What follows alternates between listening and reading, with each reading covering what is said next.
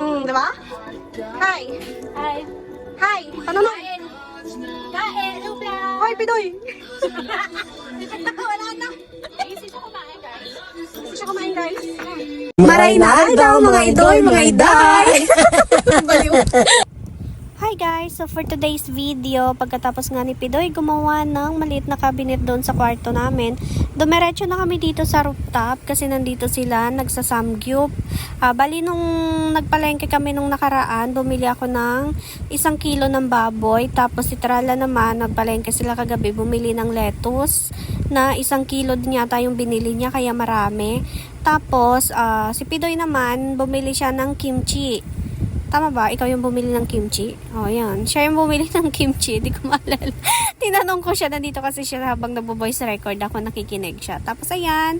So, lafang move na tayo. Bihira lang naman. Tapos bihira na lang kami makaakyat dito sa rooftop. Kaya yan, sinulit na rin namin dito yung pagkain. Mas feel kasi guys yung samgyup kapag nasa rooftop. Yun kasi yung lagi naming napapanood sa mga K-drama, sa rooftop sila sa samgyup. Pero kami napaaga lang. Siguro mga alas 3, mga 3:30 nag-umpisa na kami dito kumain. Kaya hindi rin kami dito nagtagal. Inabot lang siguro kami dito ng mga alas 7. Tapos pagkatapos namin nun is bumaba na din kami. Hindi na rin kami uminom ng madami kasi hindi naman talaga kami uminom ni Pidoy.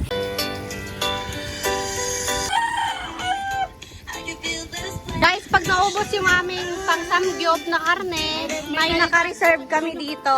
Ayan. Naka-reserve yan. Guys, ganito ka-fresh yung sangyup namin, yung mga lalagay nandito lang. Oo. Fresh na fresh ang aming isa-samgyup. Diretso marinate yan mamaya. Itlog pa dito guys. Ito pa, may noodles pa kami dito, guys. Namiss ko na umakyat dito ba?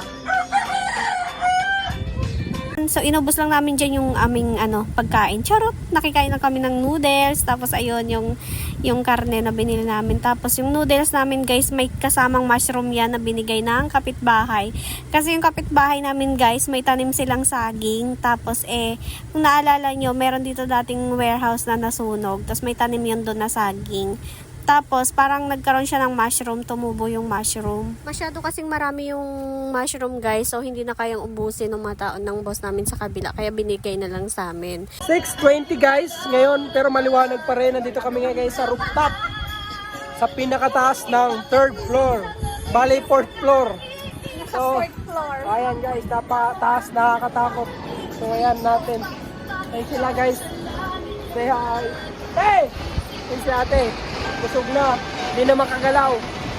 So yun guys, inabot na nga kami dito ng gabi. Tapos ayan, meron pa rin kaming pagkain. Actually, hindi nga namin naubos yung noodles.